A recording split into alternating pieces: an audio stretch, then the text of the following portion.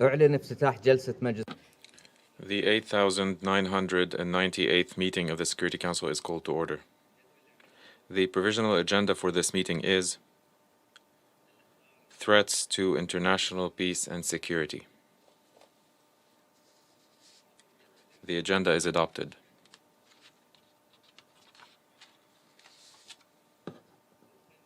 In accordance with Rule 37 of the Council's Provisional Rules of Procedure, I invite the representatives of Poland and Ukraine to participate in this meeting. It is so decided. In accordance with Rule 39 of the Council's Provisional Rules of Procedure, I invite the following briefers to participate in this meeting.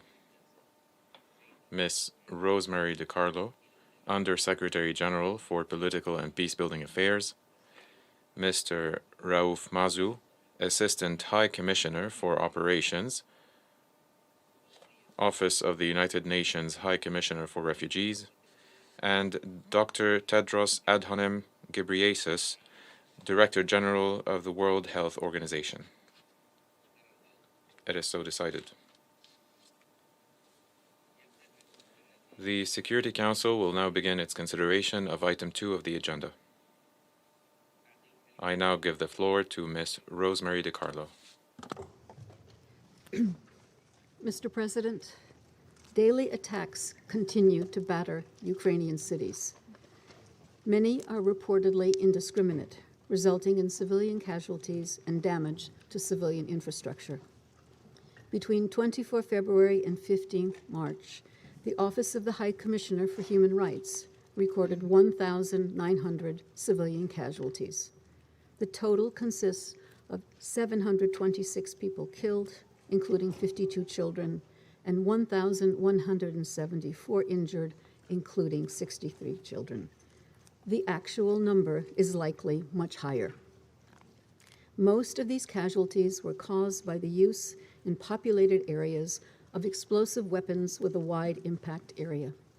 Hundreds of residential buildings have been damaged or destroyed, as have hospitals and schools. OHCHR continues to monitor reports of civilian casualties in the whole country, including in territory controlled by the self-proclaimed Donetsk and Luhansk People's Republics. OHCHR staff in Donetsk are closely following the developments regarding the 14 March incident in which 20 civilians were reportedly killed by a Tochka-U missile that may have contained cluster munitions. All such instances must be properly investigated. It is the responsibility of all sides to fully abide by their obligations to protect the lives of all civilians everywhere. OHCHR is gravely concerned about reports of arbitrary arrests and enforced disappearances of civilians, local authorities, and civil society activists in Russian-controlled areas. We call for their immediate release. Mr. President, this week there were positive signals reported regarding the ongoing direct talks between Ukrainian and Russian representatives. We welcome all such engagements. However, we note that these signals have so far not translated into the cessation of hostilities that is so desperately needed. The situation in the southeastern port city of Mariupol is particularly alarming.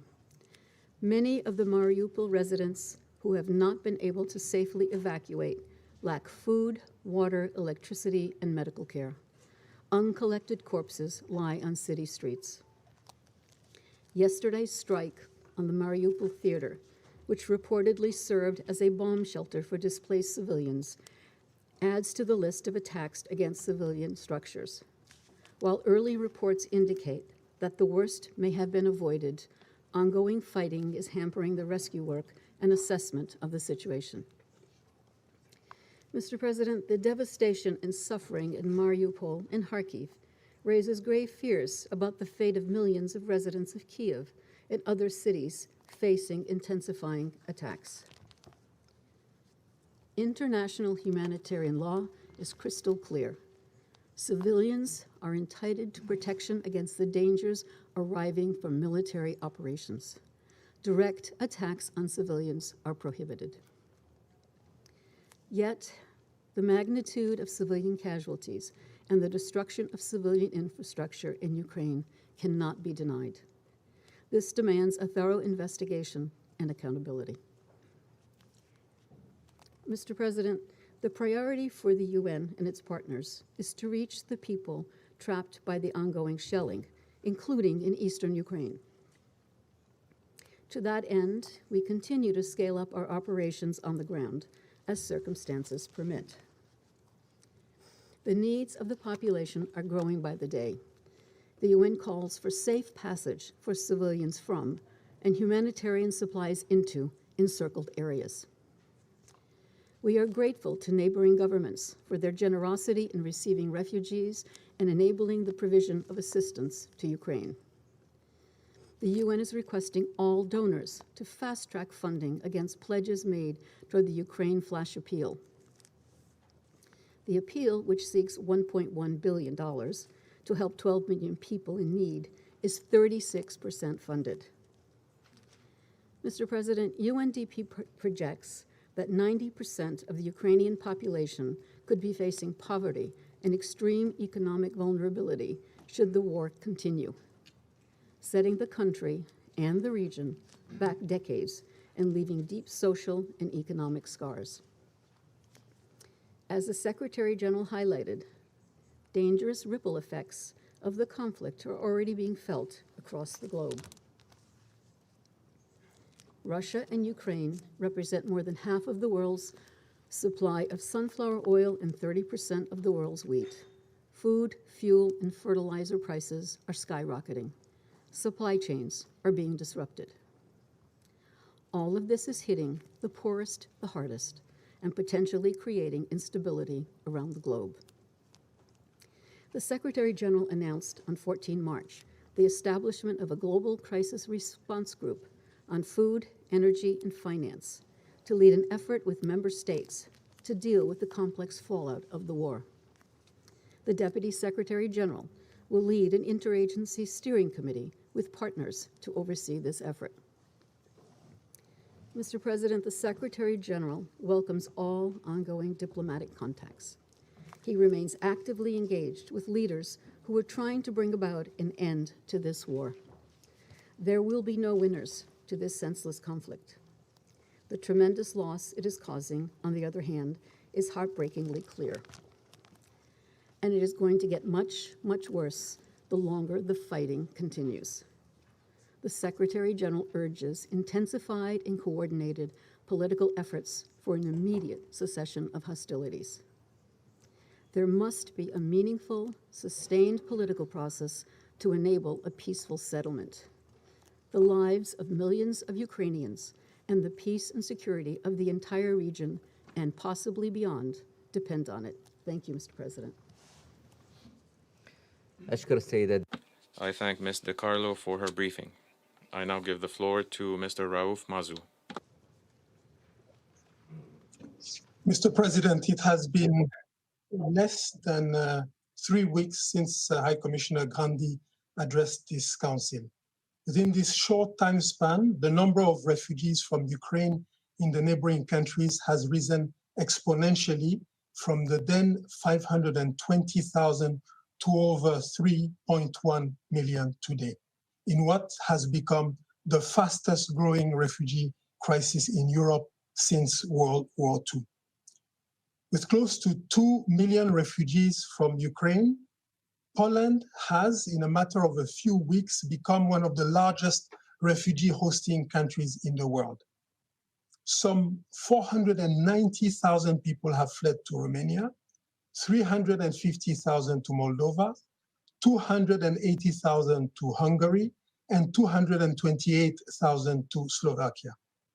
Hundreds of thousands have now reached other European countries. A sizable number of people have also moved to the Russian Federation and to a smaller extent to Belarus. We are humbled by the remarkable resilience of the refugees, many of whom have left their home with next to nothing, and by the extraordinary hospitality of the host authorities and host communities. This solidarity illustrates the very foundation of the international refugee protection architecture and the spirit of the Global Compact on Refugees. The acts of compassion, humanity, and kindness we now witness daily bring hope and brighten an otherwise very grim reality. We strongly commend the governments of receiving countries for keeping their borders open to all those fleeing Ukraine, including third country nationals who must continue to be received without any discrimination. The robust response that these countries have mounted from scratch in an extremely short period of time is truly impressive. We are heartened by the bilateral and other support extended to the principal refugee hosting countries and the funding committed to us so far in support of the $1.1 billion US dollar flash appeal for the response inside Ukraine and for the $550.6 million US dollars towards the UNHCR-led regional refugee response plan, both launched on the 1st of March. The outpouring of support from the private sector and individuals who have jointly provided some 2/3 of the funds raised for the response so far must be lauded. All international support to the response is coordinated under the refugee coordination model led by UNHCR, which has been established in Poland, Moldova, Hungary, Romania, and Slovakia, as well as in other countries in the region.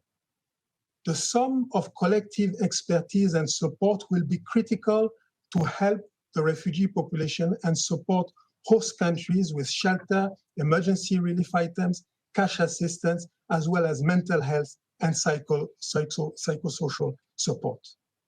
UNHCR has scaled up its response by deploying over 200 experts and established field presence in all countries. UNHCR staff on the ground undertake regular protection monitoring at the main border crossing points, reception centers, and other locations where refugee transit or gather. However, with the current pace of refugee outflows, the capacity of neighboring countries are being tested and stretched. We can and must do more to support, and we must do it now. As the situation evolves, UNHCR, in coordination with the host governments and partners, will assess the needs as necessary and is currently adjusting the regional refugee response plan. While some refugees transit through countries neighboring Ukraine, many also join families which have long settled in these countries. This is particularly the case in Poland, where with time passing and resources diminishing, the number of refugees needing integration will rise. They and the state which hosts them will need support to ensure their inclusion in all sectors of public life, health and education, access to labor and other services. With EU host countries receiving support from the rest of the Union, we are particularly concerned about the situation in Moldova, where over 350,000 people have arrived. This refugee crisis comes on top of pre-existing challenges. It is therefore crucial that sufficient resources are made available quickly to support the government's response. As critical as it is, funding is only one of the many forms of support that are urgently needed. We commend the recent launch of the EU Solidarity Platform, designed to ease the pressure on the countries neighboring Ukraine through transfers of vulnerable refugees to the other EU member states. We are grateful to those member states that have already made concrete pledges to transfer refugees from Moldova and encourage others to join this initiative, which constitutes a remarkable and innovative example of responsibility sharing in line with the key tenets of the Global Compact on Refugees. In addition, the EU activated for the first time in its history the Temporary Protection Directive, which enables refugees, asylum seekers, and stateless persons arriving in Ukraine to quickly regularize their legal status, alleviating pressure on asylum systems. It shall also enable refugees to find work, access services, and benefit from social protection. Such temporary protection has also been announced by the governments of the United States, Canada, Switzerland, Brazil, and others. Mr. President, I wish to further highlight that 90% of the refugees fleeing Ukraine are women and children, indicating the heightened risk of gender-based violence and other forms of exploitation and abuse, including trafficking. As the Secretary General said, for predators, human traffickers, and human traffickers, war is not a tragedy, it is an opportunity. We are deeply concerned about media reports of incidents of gender-based violence and trafficking, and are supporting the efforts of government in scaling up prevention and risk mitigation measures, including through the Stay Safe campaign aimed at awareness raising and provision of information to refugees. As part of UNHCR's leading role in coordinating the UN refugee response, we have also deployed experts in PSEA coordinators to support the government's response in several refugee hosting countries. Mr. President, since the early days of this crisis, UNHCR committed to stay and deliver in Ukraine, and this is what we have done.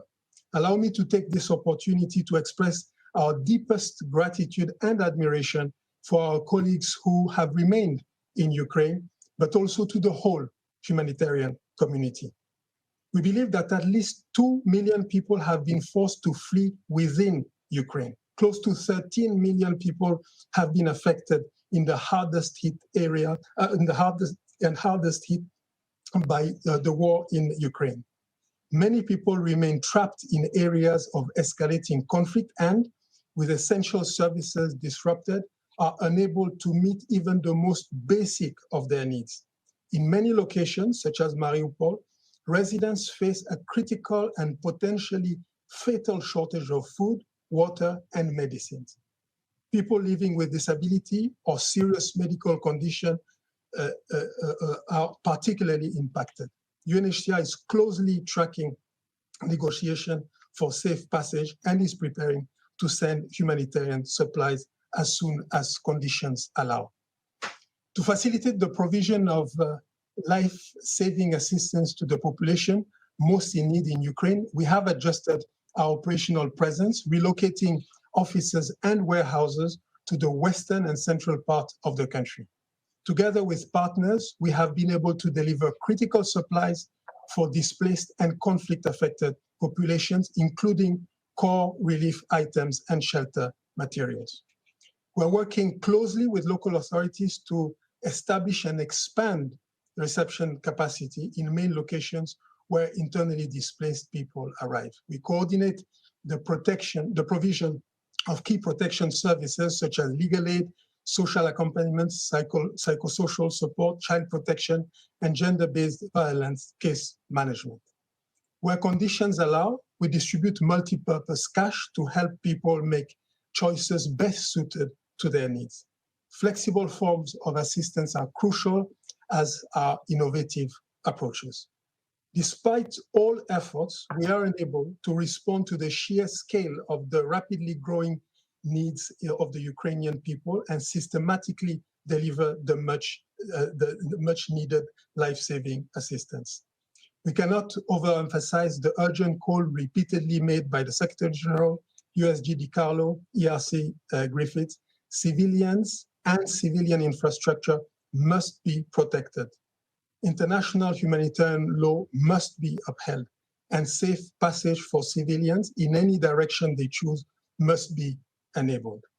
Safe humanitarian access to those in need and unhindered delivery of aid, including through a functioning humanitarian notification system, remains of paramount importance. Mr. President, in conclusion, allow me to paraphrase High Commissioner Grandi, who is today in Tajikistan after having left Afghanistan yesterday. On numerous occasions, he stressed that as we respond to the crisis in Ukraine, we cannot abandon or forget other recent and protracted humanitarian crises in many regions of Africa, Latin America, Asia, and the Middle East. Thank you.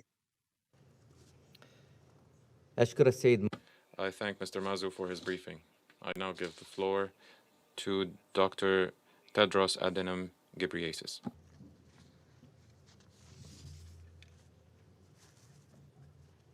Mr. President, Excellencies, dear colleagues, good afternoon, and thank you for the opportunity to address it today. The war in Ukraine is having a devastating consequence for the health of Ukraine's people, consequences that will reverberate for years or decades to come. There is severe disruption to health services and access to basic commodities as a result of widespread destruction of infrastructure, including health facilities. WHO has verified 43 attacks on healthcare, with 12 people killed and 34 injured, including health workers. In any conflict, attacks on healthcare are a violation of international humanitarian law. They deprive people of urgently needed care and break already restrained health systems. The disruption to services and supplies in Ukraine is posing an extreme risk to people with cardiovascular disease, cancer, diabetes, HIV, and TB, which are among the leading causes of mortality in Ukraine. Displacement, poor shelter, and overcrowded living conditions caused by the conflict are likely to increase the risk of diseases such as measles, pneumonia, and polio. Services for mental health and psychosocial support are urgently needed to help people cope with the effects of the war. There are more than 35,000 mental health patients in Ukrainian psychiatric hospitals and long-term care facilities, which are facing severe shortages of medicines, food, heating, blankets, and more. The war is also exacerbating the impact of the COVID-19 pandemic in Ukraine. With just 1/3 of the adult population fully vaccinated, this increases the risk of large numbers of people developing severe disease. Critical shortages of oxygen will have an impact on the ability to treat patients with COVID-19 and many other conditions. At least 8 facilities for producing and storing liquid oxygen have now closed. And we're seeking ways of accessing oxygen from neighboring countries and ways to deliver it safely to where it's needed. WHO is on the ground, working with the Ministry of Health and partners to support health workers and the health system to provide care to meet immediate health needs. So far, we have sent about 100 metric tons of medical supplies, including oxygen, insulin, surgical supplies, anesthetics, and blood transfusion kits, enough for 4,500 trauma patients and 450,000 primary healthcare patients for 1 month. Other equipment, including oxygen generators, electrical generators, and defibrillators, have also been delivered, and we're preparing to send a further 108 metric tons. We have now established supply lines from our warehouse in Lviv to many cities of Ukraine, but challenges with access remain. We need unfettered access. We have critical supplies ready for UN joint convoys to enter difficult areas, but so far we have not been successful. Today, for example, the UN convoy to Sumi that included a WHO truck carrying critical medical supplies was unable to enter. Loads ready for Mariupol remain in staging areas and cannot proceed. Access to this and other areas is now critical. To support Ukraine's health system, WHO is coordinating the deployment of 20 emergency medical teams consisting of experts from many countries to deliver care across a range of disciplines in Ukraine and neighboring countries, which have been generous in welcoming refugees but are struggling to meet their needs, as my colleagues earlier said. Those needs are immense and include continuity of care for basic illnesses, as well as more complex issues like cancer and renal dialysis, maternal and child health, HIV and TB, sexual and reproductive health, and mental health. Refugees and many of those who remain in Ukraine are already very vulnerable, especially women and girls. Protecting them from abuse and exploitation of all kinds must be a top priority for hosting governments and for all international organizations. Mr. President, today I have 3 urgent requests. First, we urge the Security Council to work for an immediate ceasefire and a political solution. Prolonged conflict is in nobody's interest and will only prolong the suffering of the most vulnerable. The life-saving medicine we need right now is peace. Second, we urge all donors to support the response to humanitarian needs in Ukraine and neighboring countries, which are immense and escalating every day. Thanks to donors who front-loaded WHO's contingency fund for emergencies, we were able to respond immediately, deploying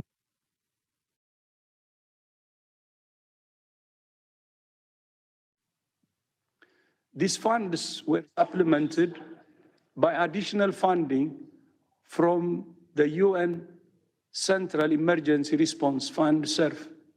However, to sustain the response, we call on donors to fully fund the United Nations Emergency Appeal.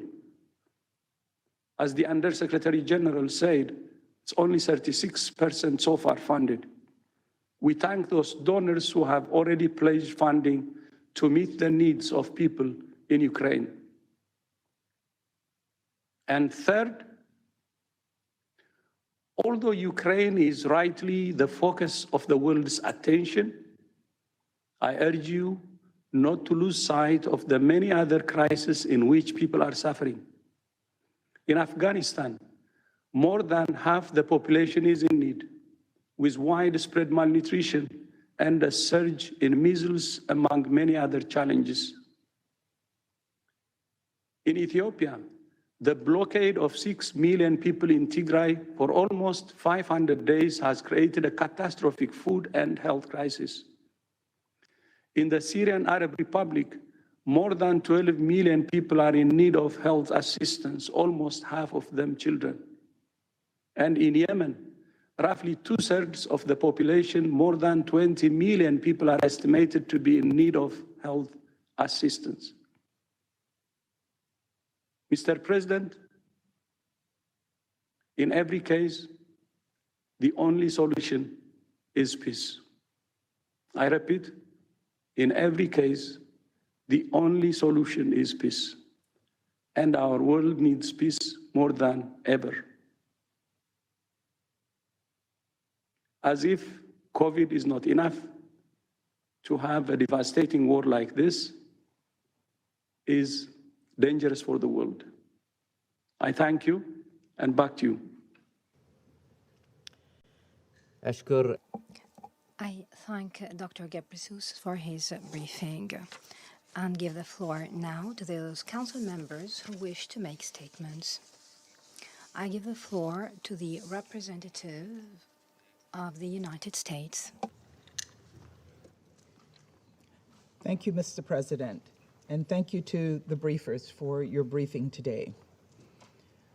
Just 3 weeks ago, Russia launched its unprovoked, unjustified, unconscionable, full-scale invasion into Ukraine and assault on democracy.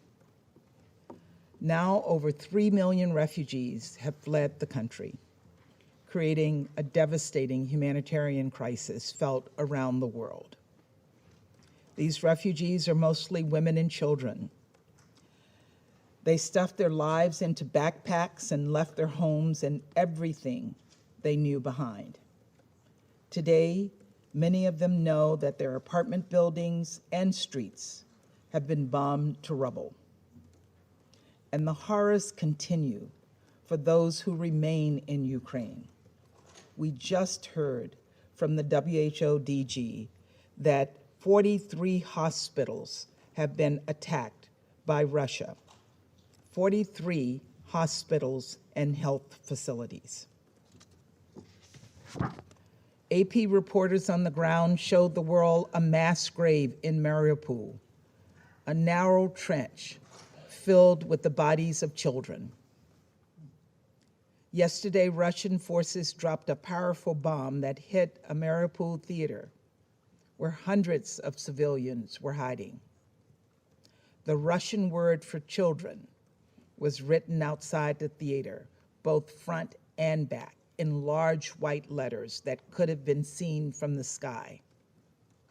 Yet Russian forces bombed it anyway.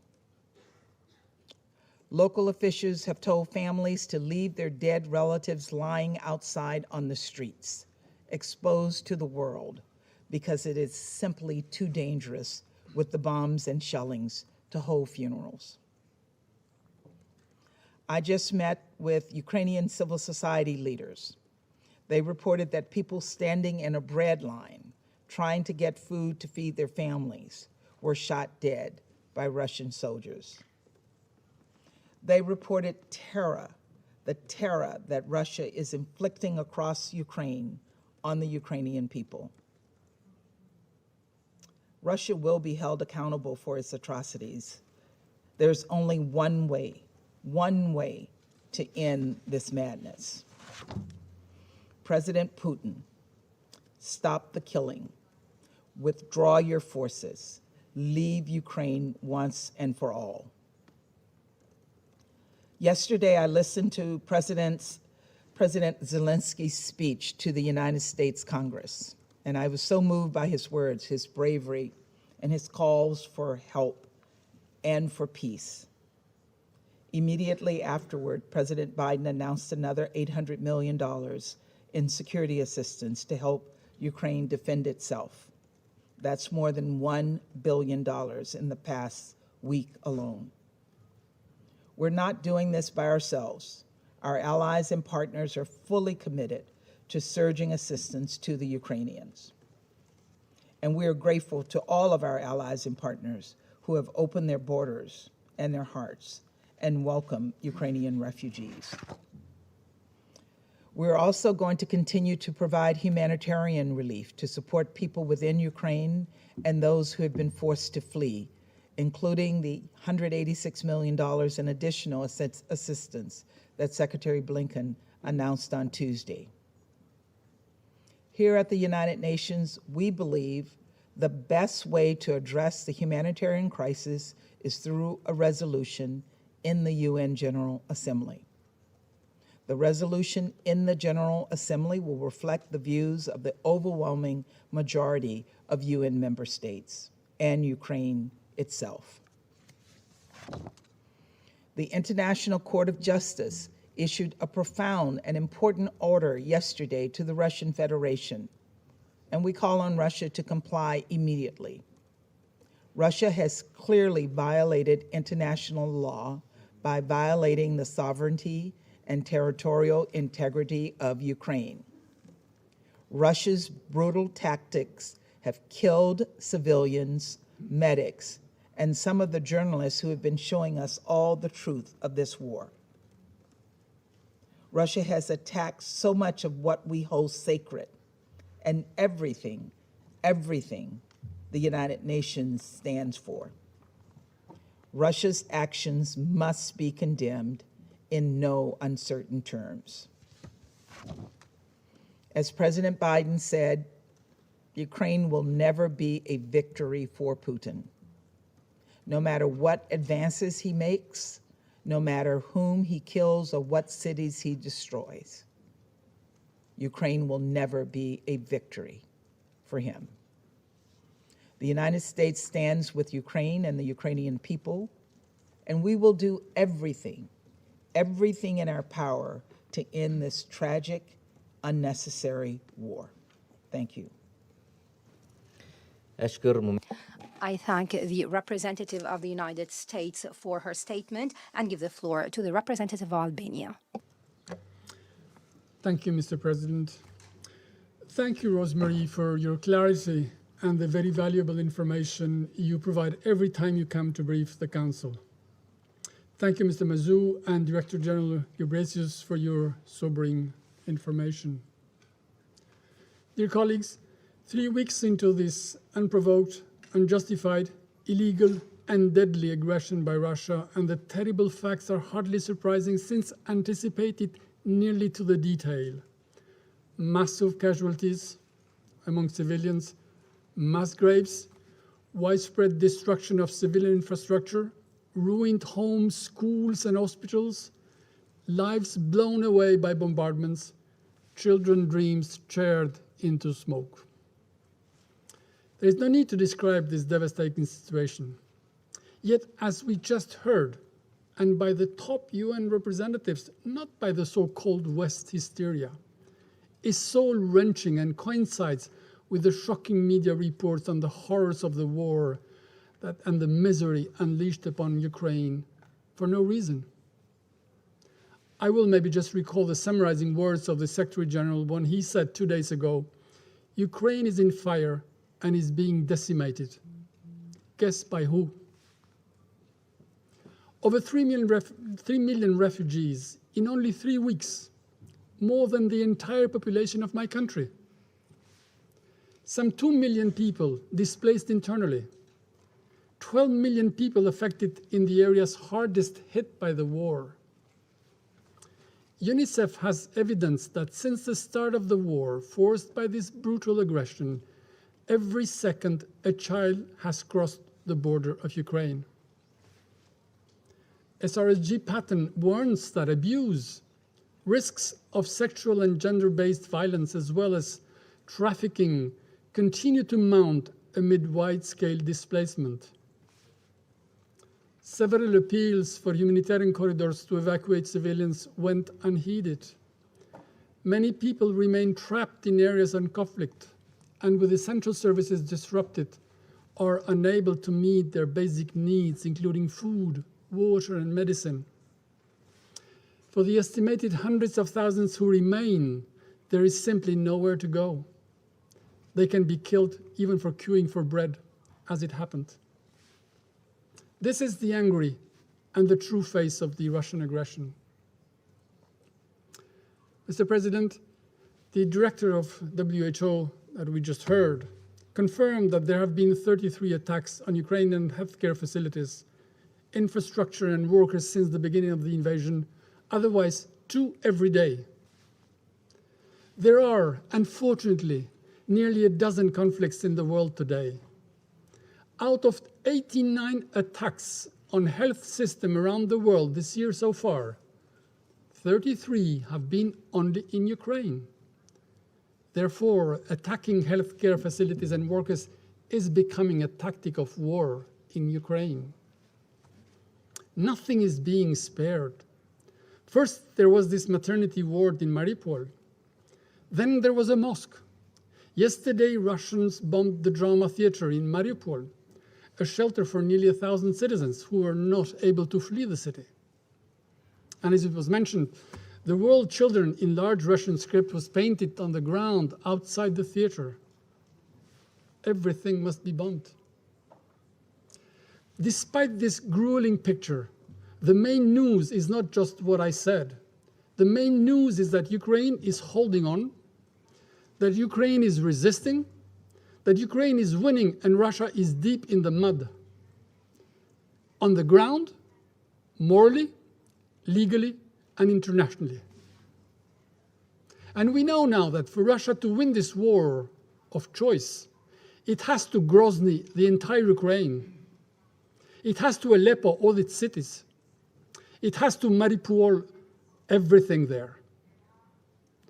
And even after that, we will be told here again that it's not their fault. C'est la faute à Voltaire.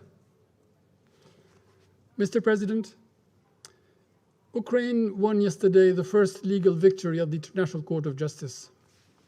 ICJ, the guardian of international law, ruled that there was no evidence to support Russian claims that Ukraine was committing genocide in the Luhansk and Donetsk.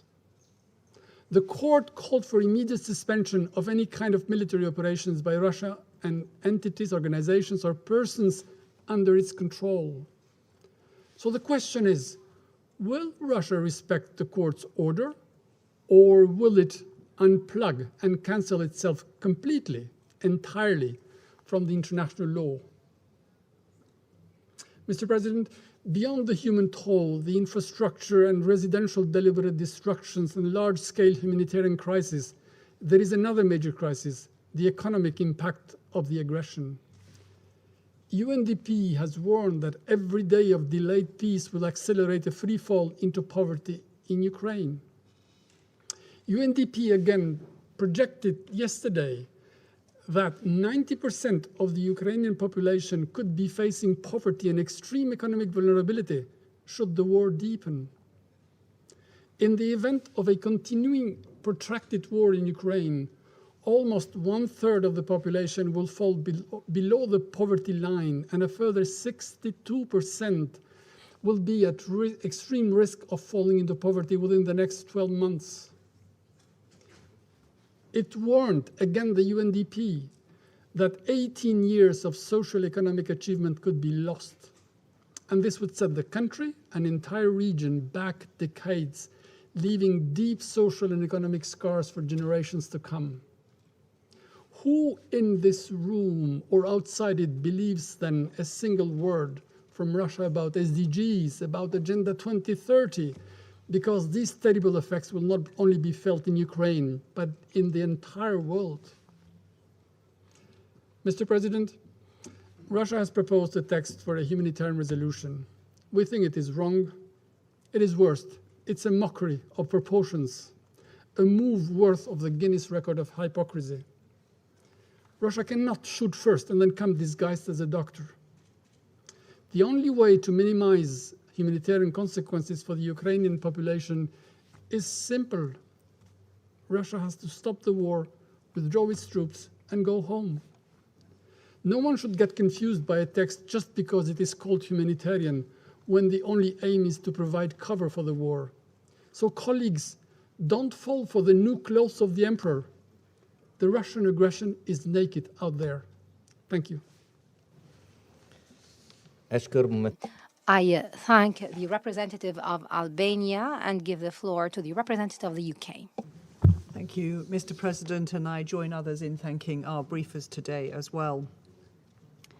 As we've heard, it's 3 weeks since we met in this chamber to make one final effort to avert a Russian invasion of Ukraine. It's 3 weeks since we were interrupted by the news that President Putin had abandoned diplomacy and chosen war. These have been 3 devastatingly long weeks for the people of Ukraine, for the 3 million people who have fled, and for those who have stayed. As we heard from the UN, Russian forces are laying siege to populated cities and towns and indiscriminately shelling residential areas with high-impact weaponry, including cluster munitions. 43 healthcare facilities, including a maternity hospital, have been attacked, killing the most vulnerable and depriving civilians of access to medical assistance. And President Putin's war is causing suffering well beyond Ukraine's borders. Thousands of students, many from nations around this table, have been caught up in the violence. The war is spiking food and energy prices, bringing further pain to countries in the developing world already suffering from the impact of COVID and famine and conflict and climate. Millions of refugees have been taken in by countries across Europe.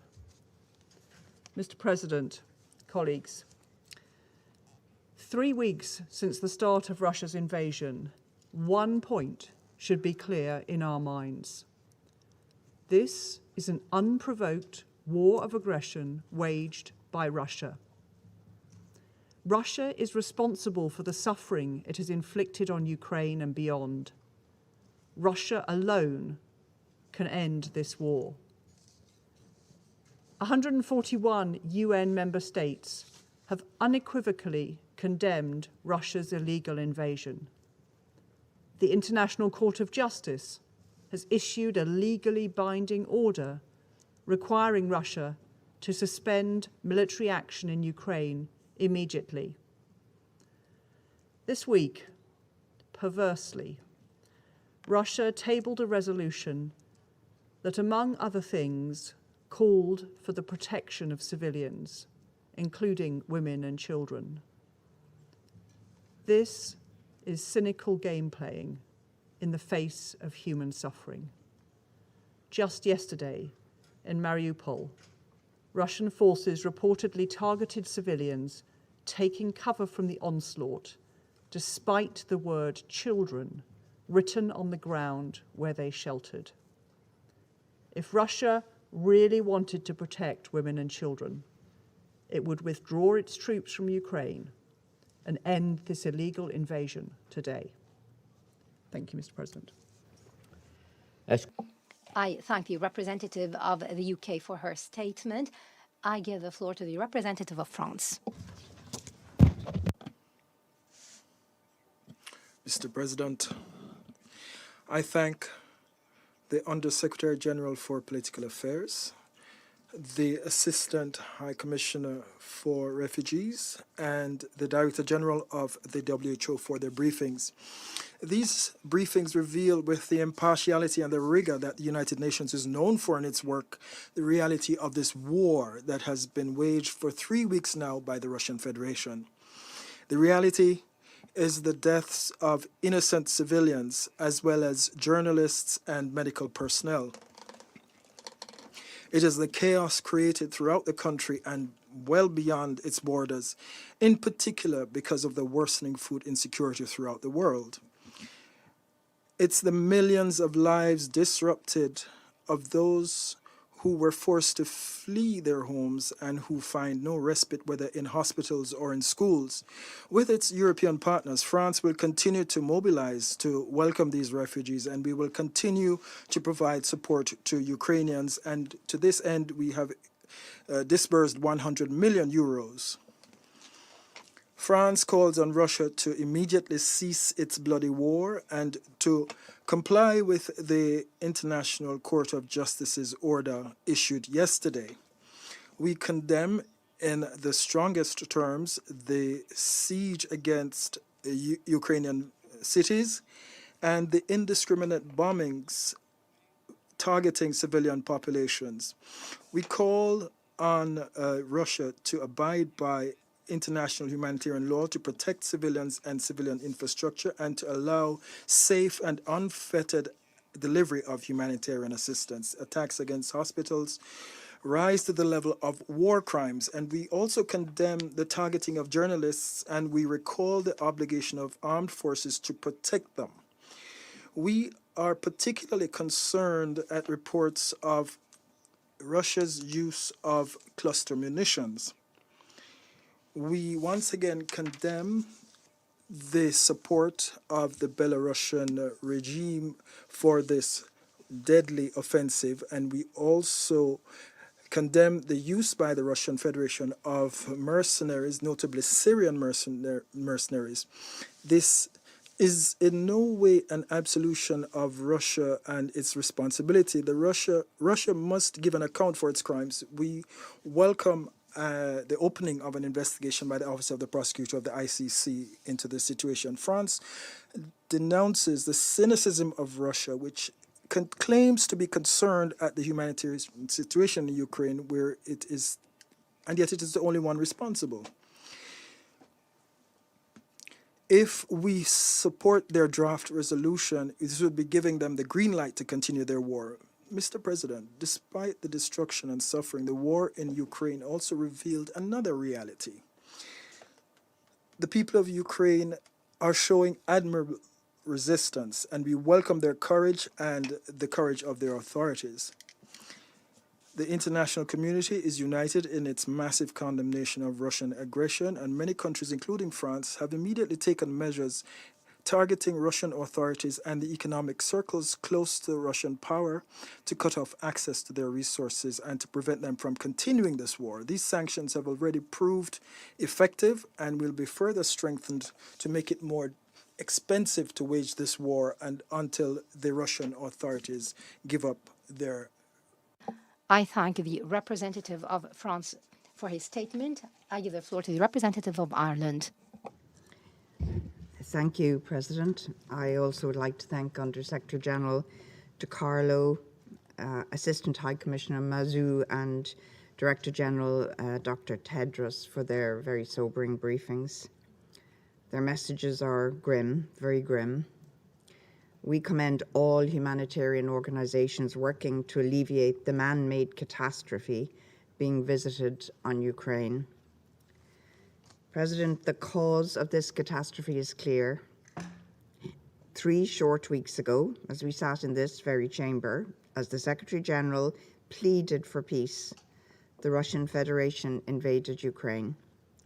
Since then, we have witnessed wanton devastation in a sovereign, independent nation with no regard for human life. To date, over 3 million people have had to flee Ukraine, becoming refugees in neighboring countries. We heard today 90% of those forced out of their homes and into uncertainty are women and children. Families torn apart. At least 2 million people are internally displaced, increasingly vulnerable and in need of immediate support. Ordinary people traumatized by a cruel and reckless war. Women and girls face heightened risk of being subjected to sexual and gender-based violence, including rape and trafficking. Their right to protection is being ignored. The destruction of the basic services all of us here at this table take for granted, food, water, sanitary systems, health and education, is having a devastating effect in Ukraine. Civilian casualties, we know, are in the thousands.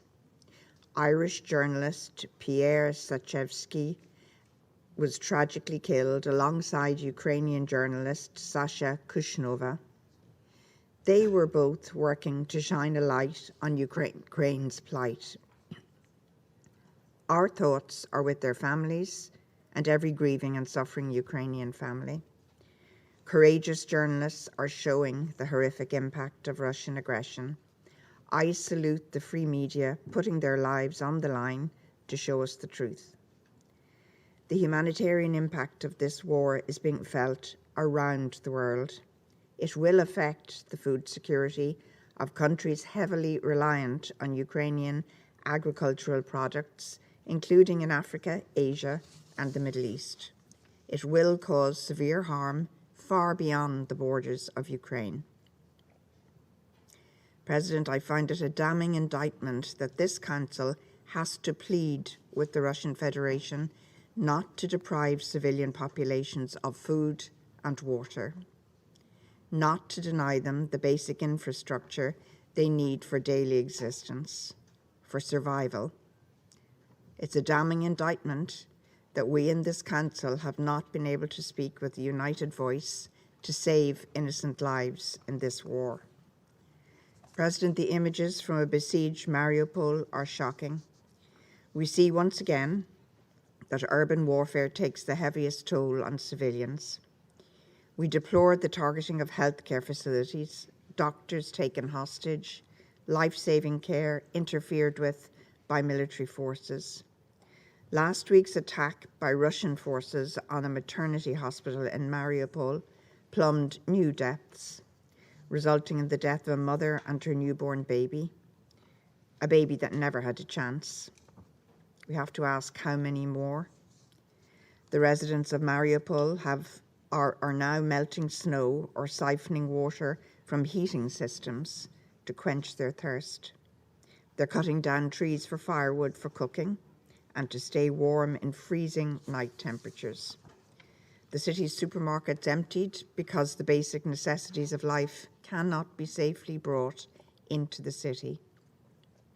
It is chilling to think that the suffering forced on Mariupol may be visited on other Ukrainian cities. There can be no justification for this brutal aggression. It should never have been perpetrated. It must be stopped. Ireland calls on the Russian Federation to comply with its obligations to protect civilian healthcare facilities and medical and humanitarian personnel. It must facilitate the safe passage and unhindered delivery of humanitarian assistance, including medical and food supplies. Whatever is agreed or not agreed on humanitarian corridors or other measures, civilians and civilian infrastructure must be protected under international humanitarian law. This applies both to those who choose to leave and those who choose to remain. Surely, the most basic respect for human life must mean something to the aggressor even now. Let's be clear, the provision of humanitarian assistance is not dependent on a ceasefire. It is dependent on those bombing cities doing the right thing in accordance with their obligations. President, attacks directed against civilians and civilian objects, indiscriminate attacks and disproportionate attacks are all prohibited under international humanitarian law. Ireland remains gravely concerned by the humanitarian harm arising from use of explosive weapons in populated areas in Ukraine. There have been reports of the use of cluster munitions and thermobaric weapons by Russian military forces. These weapons cause mass casualties. They pose great risk for civilians when deployed in urban areas, including long after fighting has ceased. Their use is unconscionable. Equally, any use of white phosphorus against civilians or civilian infrastructure is abhorrent and contrary to international law. President, not only is Russia's war in Ukraine morally wrong, it is illegal. Yesterday, in granting Ukraine's request for provisional measures against the Russian Federation, the International Court of Justice was clear, it was emphatic. Russia must immediately suspend the military operations in Ukraine. In light of the court's decision, which is binding on the Russian Federation, which it cannot ignore, Ireland once again calls on the Russian Federation to comply with its obligations under international law and immediately end its aggression, unconditionally withdraw its forces from the entire territory of Ukraine, and refrain from further threat or use of force of any kind against Ukraine or any other member state. President, colleagues, for 3 long weeks, diplomacy has proved unavailing. For 3 long weeks, the world has watched this war with horror. Yet, we believe there is still a chance for peace. We urge the Russian Federation to do the right thing and commit to the diplomatic path in good faith. It is never too late to do the right thing. Thank you. أشكر ممثلة إيرلندا على بيانها وأعطي الكلمة لممثلة النرويج. Thank you, President. I join others in thanking briefers for their sobering presentations. 3 weeks ago, Russia launched its military aggression and invaded Ukraine. And since the start of the war, a Ukrainian child has become a refugee almost every second. Over 3 million civilians have crossed the borders into neighboring countries seeking protection, and over 2 million people are displaced inside Ukraine. They are fleeing from the horrors of Russia's unjust and illegal war against Ukraine, from the destructive power of one of the world's biggest war machines, from Russia's shelling of homes, schools, and hospitals, from Russia's indiscriminate use of explosive weapons and their deplorable use of cluster bombs, weapons that destroy cities, killing civilians even while they are fleeing or hiding. The human suffering is unacceptable. We encourage countries to keep their borders open to all those seeking safety outside Ukraine without discrimination. And we commend the generosity of the neighboring countries and their solidarity with those fleeing the war. Many of those fleeing are in a vulnerable situation, as we heard from Dr. Tedros, at risk of sexual and gender-based violence, trafficking, and other forms of exploitation. Traumatized children and adults in need of mental and psychosocial support. We encourage the humanitarian organization to give priority to these issues in their response. President, civilians must be protected at all times, and humanitarian and medical workers must also be protected and allowed safe, rapid, and unhindered access to people in need. The protection of civilians and humanitarian access are not a matter of choice. They are legal obligation under international humanitarian law, obligation which must be respected. And those responsible for violation must be held accountable. President, Russia's war is causing despair and suffering with global implication. Russia is responsible for the increased food prices and higher risk of food insecurity that many countries now face. Russia's war against Ukraine will further exacerbate humanitarian crisis, death, and disaster for people across continents. Russia, and Russia alone, bears the sole responsibility for the war and humanitarian crisis. Russia must stop its military aggression against Ukraine. Russia must comply with the order by the International Court of Justice to immediately suspend its military operation in Ukraine.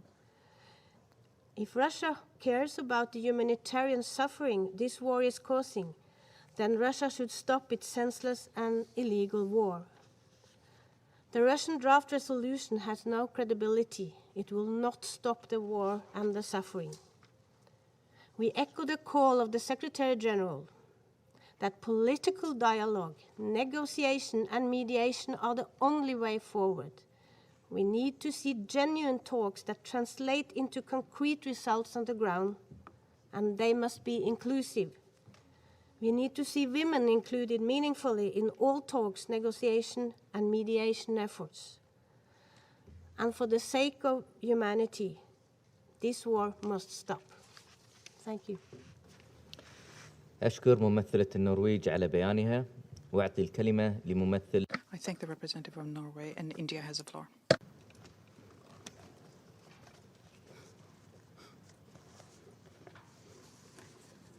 Thank you, Mr. President. Let me thank USG DiCarlo, UNHCR Assistant High Commissioner Mazzo, and WHO Director General Dr. Ghebreyesus for their respective briefing on the security and humanitarian situation in Ukraine. India continues to remain deeply concerned at the ongoing situation, which has progressively deteriorated since the beginning of the hostilities. The conflict has resulted in death of civilians, displacement of thousands of people internally, an outflow of more than 3 million refugees to neighboring countries. The humanitarian situation has worsened, particularly in the conflict zones. There is an urgent need, therefore, to address the humanitarian needs of the affected population. In this regard, we support the initiatives of the UN and its agencies who have mobilized whatever is possible in the shortest possible time frame. We hope the international community will continue to respond positively to the humanitarian needs of the people of Ukraine, including through extending generous support to Secretary General's flash appeal and the Regional Refugee Response Plan on Ukraine. Keeping in view the dire humanitarian situation unfolding in Ukraine, India has already sent over 90 tons of humanitarian supplies to Ukraine and its neighbors as a part of the 9 separate tranches of humanitarian assistance delivered thus far. These supplies have included medicines and other essential relief material. We are in the process of identifying other such requirements and sending further supplies in the coming days. India has ensured the safe return of about 22,500 Indians from Ukraine. We have also assisted nationals from 18 other countries in that process. We are deeply appreciative of the facilitation rendered by the authorities of Ukraine and its neighboring countries in ensuring their safe return. Allow me to underscore that it is important that the humanitarian action is always guided by the principles of humanitarian assistance, which is humanity, neutrality, impartiality, and independence. These measures should not be politicized. We reiterate our call for immediate cessation of hostilities across Ukraine. Our Prime Minister has reiterated this on several occasions and called for immediate ceasefire and emphasized that there is no option but the path of dialogue and diplomacy. We stand ready to continue to engage on these objectives in the Security Council as well as with the parties in the coming days.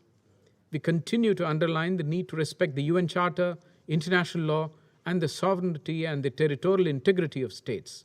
I thank you, Mr. President. أشكر ممثل الهند على بيانه. I thank the representative of India, and I now give the floor to the representative of Ghana.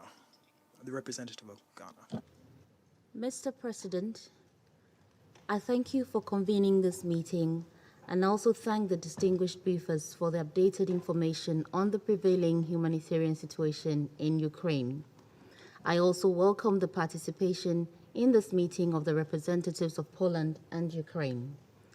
Mr. President, Ghana reiterates once more the call on the Russian Federation for an unconditional and immediate ceasefire and for the withdrawal of all its invading troops from the internationally recognized borders of Ukraine. The cessation of hostilities is critical to save lives and prevent further devastation to the Ukrainian people. It remains fundamental to addressing the worsening humanitarian situation. We remain deeply concerned about the military escalations and the disproportionate use of unconventional munitions in bombarding the cities and civilian populated areas of Ukraine, and we are disheartened by the trauma that the situation has caused, especially to the aged, women, and children. The parties to the conflict must urgently commit to a humanitarian pause to enable the evacuation and safe passage of civilians and facilitate the delivery of food, medicine, and other essential services to those in critical need and those who have been caught up in the cities under siege. We also deplore the attacks on medical facilities and call for the protection of humanitarian workers and medical personnel. We urge the parties to comply with their commitments under international law and international humanitarian law, in particular, the provisions of the Fourth Geneva Convention of 1949 relating to the protection of civilian persons in the time of war.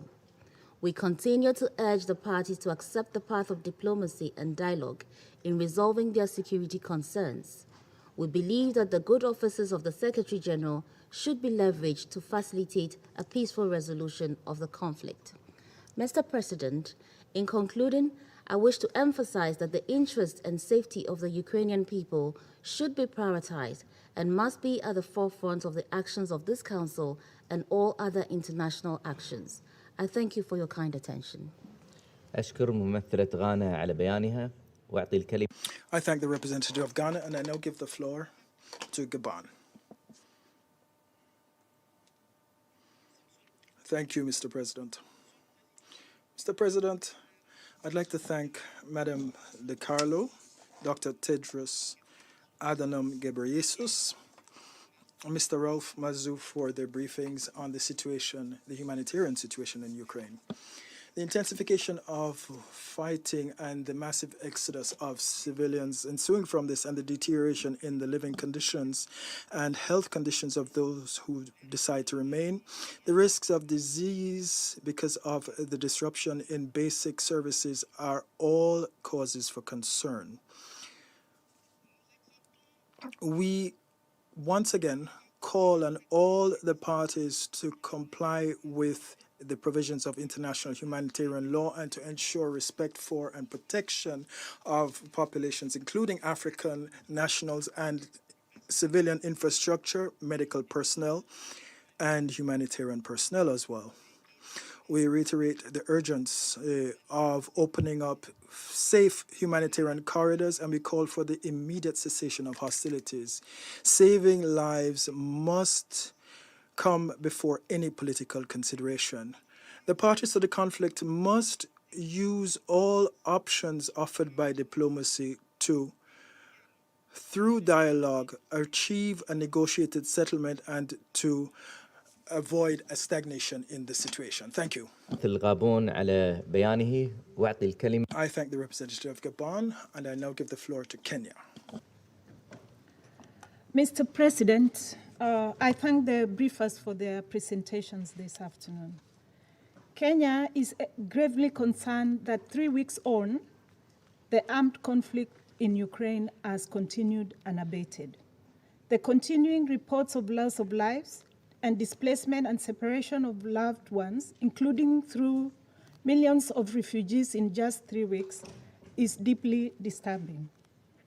Kenya extends its condolences to the families who have lost loved ones to the conflicts and stands in solidarity with all the affected.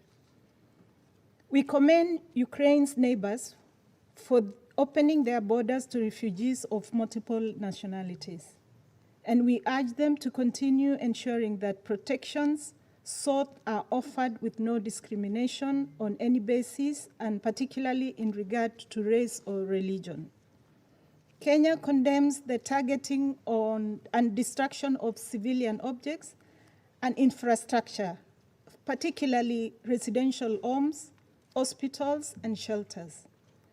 The parties are obliged to comply with international humanitarian law. We remind that civilians, including foreign nationals in Ukraine, are not party to the conflict and must not be a target. In this regard, all actors, including the parties, must consider to prioritize the safety and interest of civilians in accordance with international humanitarian law. The imperative to ensure that humanitarian passages are open and functioning in all times cannot be overstated. We believe that there is an urgent need for humanitarian resolution that reflects the unity and the resolve of this Council to assist the people of Ukraine. Ultimately, the only way out of this crisis is an immediate and unconditional cessation of the military campaign. We urge the parties to do this to allow humanitarian assistance to flow and create room for diplomacy and constructive dialogue, including through the good offices of the UN Secretary General, towards a sustainable political solution. We underscore the need for an urgent resolution of this armed conflict. Its impact is already being felt through increased food prices, fertilizer, oil, and other essentials by multiple countries. If it is not quickly prevented, this trend, including the added effects of unilateral sanctions will aggravate state fragilities and fuel ongoing conflicts across the world, especially in the global south. In closing, Mr. President, Kenya restates its recognition of the sovereignty, territorial integrity, and the political independence of Ukraine. I thank you. أشكر ممثلة كينيا على بيانها. I thank the representative of Kenya, and I now give the floor to the representative of Brazil. Thank you. Mr. President, at the outset, I would like to thank for their briefings Ms. Rosemary De Carlo, the WTO Director General Tedros Ghebreyesus, and Mr. Raouf Mazou from UNHCR. As the conflict in Ukraine lingers on, the dire humanitarian situation in the region is further deteriorating. Brazil is deeply concerned with the growing number of civilian casualties, including children, as well as the increasing flows of refugees and internally displaced people. According to some estimates, the number of people impacted by the conflict is around 18 million, of which more than 6 million are internally displaced and nearly 3 million people have fled Ukraine. The destruction of infrastructure has caused food shortages, energy outages, and intermittent communications. Under these circumstances, supply chains have been disrupted. The access to medical facilities is impaired. Medical supplies are running low, their distribution is uncertain, and some stockpiles are out of reach due to military operations. Hospitals and medical personnel are struggling to provide care to the sick and wounded.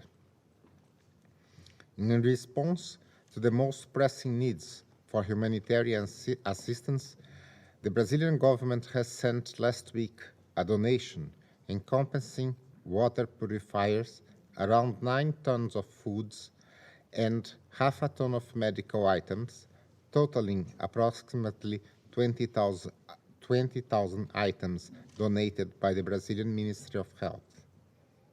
With the assistance of the Embassy of Brazil in Warsaw, the supplies were landed at that capital and delivered to Ukraine in coordination with the country's authorities. The international community must come to the assistance of the people most in need, not only those directly afflicted by the hostilities in Ukraine territory, but also refugees in the neighboring countries. We commend the World Health Organization for its work to ensure the delivery of health supplies to Ukraine and its neighboring countries. The availability of medical personnel, medicines, and health equipment is crucial to meet the urgent needs of those sick and wounded. At this moment, Ukraine's health system is under critical pressure to cope with the demands for assistance from the many victims of this conflict. It is distressing to know that as of 12 March, the World Health Organization had verified 31 attacks on healthcare facilities in Ukraine, resulting in dozens of deaths and injuries, including health workers. The attacks against healthcare are particularly worrisome since they deprive people of life-saving services. Attacks on healthcare are violations of international humanitarian law. We reiterate our position that the immediate cessation of hostilities in Ukraine is the main condition to guarantee the passage of civilians from conflagrated zones to safe areas. Moreover, only with a comprehensive and effective ceasefire, it would be allowed the rapid, safe, and unhindered access to humanitarian assistance to those in need. I thank you, Mr. President. أشكر ممثل البرازيل على بيانه. I thank Brazil, and I now give the floor to the representative of the Russian Federation. Thank you, Mr. President. We listened very carefully to our briefers, and we share the concerns voiced by the UN on the humanitarian crisis, which is unfolding in a number of regions in Ukraine. Our colleagues in Security Council are also rightfully pointing to it. But the difference here is that the assessments of some, in particular Western states, are based in addition, above and beyond the situation with refugees, on the hyped up campaign of lies and disinformation in Ukraine is reaching new and new heights. And it started at the very beginning at the special military operations. Today, we've heard a whole slew of such information from our colleagues. The accusation about the shelling of the infamous now maternity hospital in Mariupol and the shelling of the Mariupol theater, and the fact that Russia is not allowing refugees to leave, and that Russia shelled the mosque of Sultan Suleiman in Mariupol, and that Russia using automatic weapons to shoot a bread line in Chernigov. And this has been refuted many a time. The American colleague referred to the Director General of WHO, who allegedly said that Russia, 33 hospitals were bombed by Russia. I'd like to draw your attention to the fact that the Director General of WHO, and please ask him, did not say this. As far as we know, it is not within their rules to attribute who conducted a strike against a medical facility. Now, on the issue of the attribution, who is at fault when it comes to destroying medical facilities in Ukraine is something that we have many questions about, and we'll revert to that. Now, in Chernigov, the line in Chernigov, this has been refuted many a time ago. There are no Russian military in Chernigov. I think that this is the consequences of just distributing weapons to whoever wants to have them in Ukraine. During this time, in addition to other kinds of weaponry, 25,000 pieces of automatic weapons had been distributed to population at large. Now, the mosque, the Sultan Suleiman Mosque in Mariupol, the president of the fund of the mosque, of Sultan Suleiman Mosque in Mariupol, refuted the fact that the Turkish mosque with 80 people was shelled by Russia from the east. So I don't know who will end up in the Guinness Book of Records, but I do know who will hold the record on fakes voiced during one single meeting of Security Council. That will be a Guinness Book record. As I already said, a sort of symbol of the fabric manufacturing fakes by the Ukrainians and the Westerners are the situation in Mariupol and around this city. Well, let me explain to you why this place is special. In the course of events in 2014-2015, when the Ukrainian warmongers threw against those who were in disagreement with the Maidan authorities, those who lived in the east of the country, it threw planes and tanks against them. At that time, Mariupol was the main centers of resistance in the Donetsk People's Republic, and its citizens almost unanimously supported the independence of the republic during the referendum, and they were actively speaking out against the nationalist Kiev regime. And the Ukrainian Nazis cannot forget that, cannot forgive that. They drowned the city in blood, and they made it in a sort of headquarters and the mainstay of voluntary Nazi battalions, first and foremost, the Azov Battalion and the Right Sector 1. The Mariupol airport had the infamous jail, which is also a torture center with all of the attributes belonging thereof. It had the ditches with bodies of people, solitary confinement cells, and chainsaws. This is not even the Middle Ages. This is neo-Nazism. And that is precisely why the Ukrainian radicals are clinging to this city so much. First of all, it covers up many a proof of their crimes. And second of all, they understand that they will have to be held accountable for those. And that's why they stand ready to drag into the to drag into the grave almost the entire population of Mariupol. Exactly the way it was done by the Nazis in Berlin in 1945 when it was besieged. They also hold people as human shields. They do not allow them to evacuate, and they place right next to residential buildings heavy weaponry in violation of international humanitarian law. And this is something that our Western partners and unfortunately the Secretariat representatives is something they persistently do not want to see. But it's very difficult to cover up facts, and here we would like to point you to the ICRC statement, which sheds light on these facts.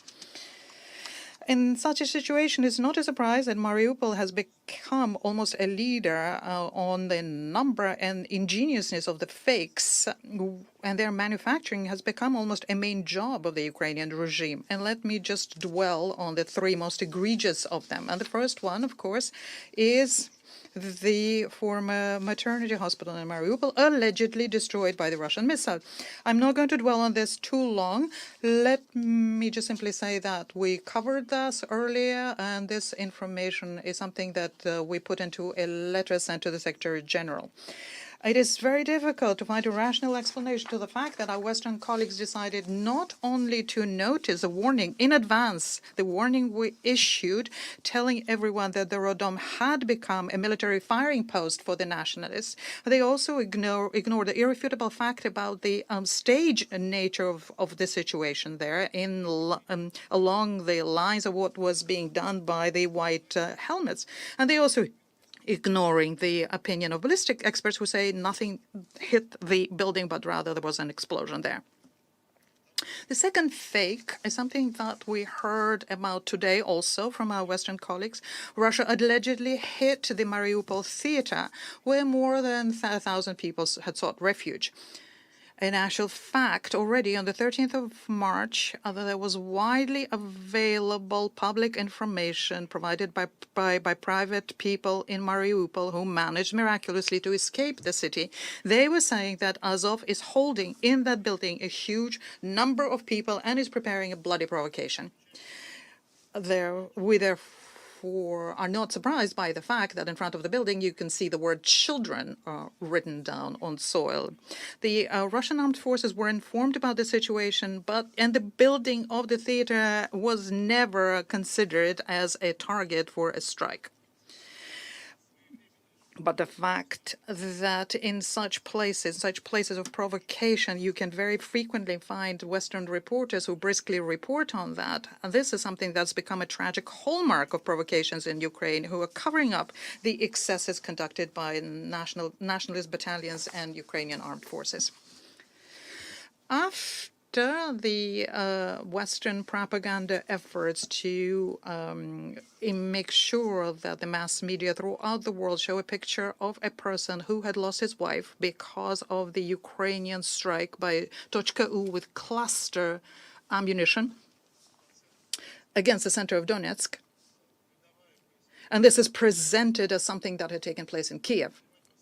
After that, it's very difficult for us to ask you to be rational in your assessment. Once again, let me recall that neither one of you or Western mass media said anything about the tragedy in Donetsk, which resulted in 20 deaths of civilians.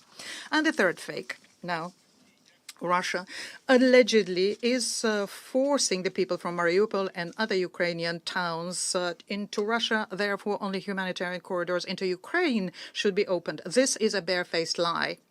Since the beginning of a special military operation, the hotline of the Ministry of Defense of Russia received more than 2.5 million requests for being evacuated into Russia. Unfortunately, we have to state that we have not been able to evacuate everyone yet, but this is because the Ukrainian authorities are prohibiting people from doing that.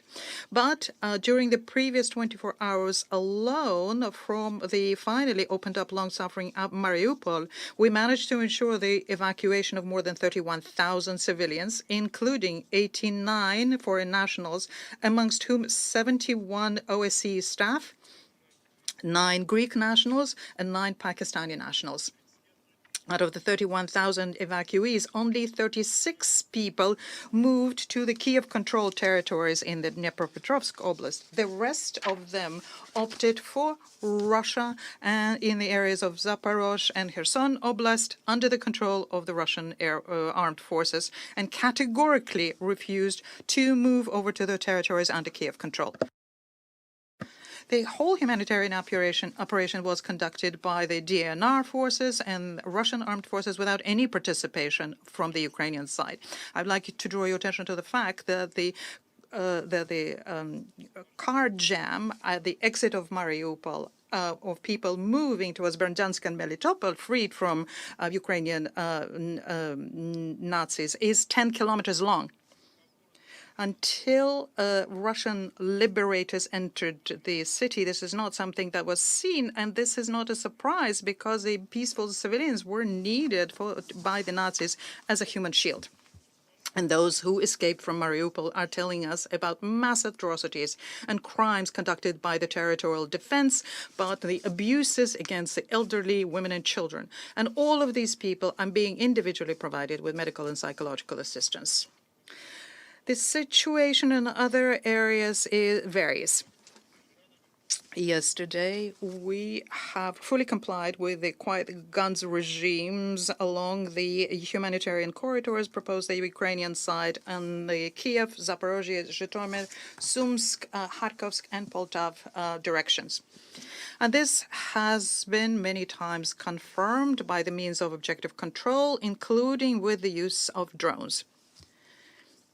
On the humanitarian corridors opened towards Russia, neo-Nazis were not allowing people to go. They threatened them, and those who managed to break through were being shot at. Yesterday, in the Kharkov direction, once again, there was a column of buses full of refugees. They are moving along the humanitarian corridor towards Russia. It was being shelled. As a result, 4 people died and they're injured. But despite all of the difficulties and all of the impediments, during yesterday alone, without the participation of Kiev, we managed to evacuate from dangerous areas 12,440 people, out of them 2,242 children. Overall, since the beginning of a special military operation, already 271,000 people, out of them 58,000 children have been evacuated. They have crossed the border of Russia. And this includes 31,000 individual cars. And we stand ready to take even more. In the subjects of Russian Federation, we have more than 9.5 thousand points of temporary housing. In the liberated territories, we create all of the conditions to make sure that those who want to can accede to the humanitarian assistance, which remains in many places the only possible means of survival. The medicines, clothes, and food which are received from international organizations, in particular from ICRC, is something that the mayors of Ukrainian cities resell to local entrepreneurs. These facts have been reliably established in Zhytomyr, in Ivano-Frankivsk, in Vinnytsia, in Rovno, in Lutsk, in Dubna, in Vladimir-Volynski, and in Lvov.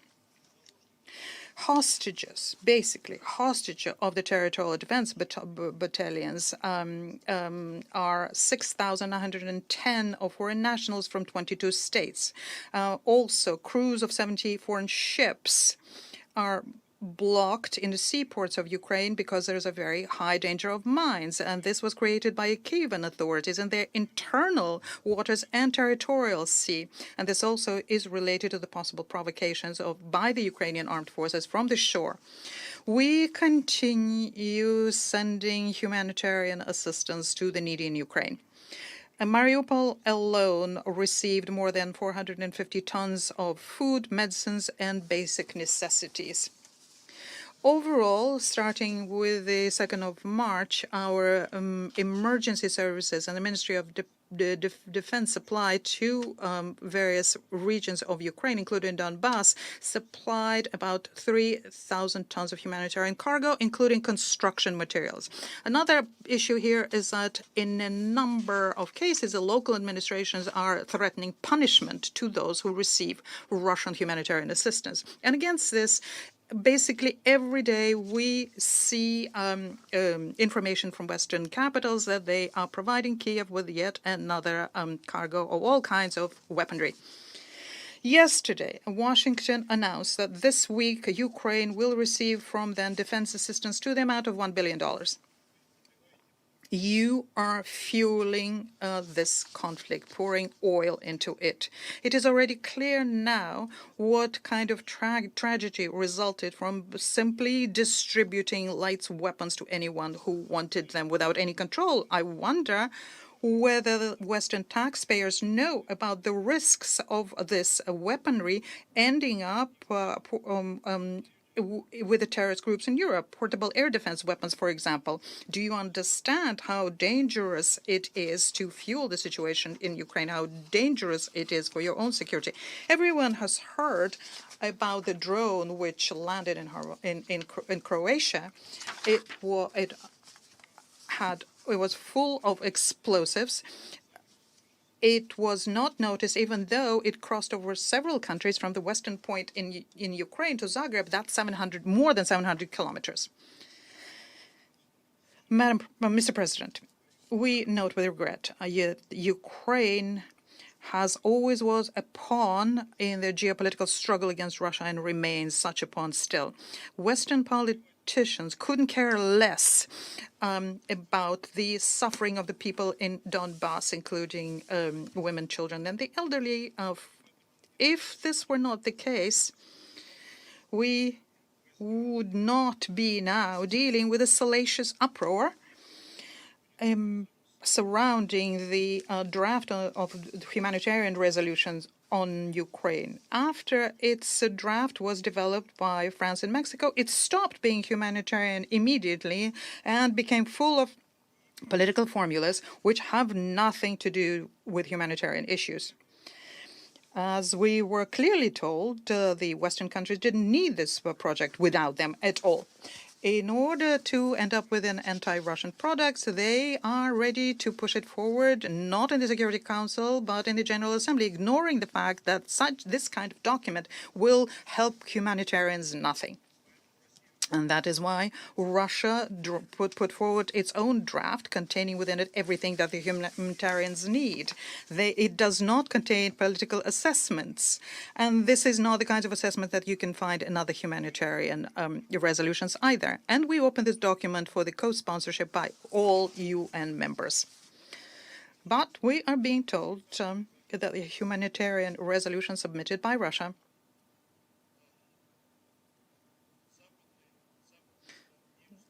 is not something that satisfies Western countries.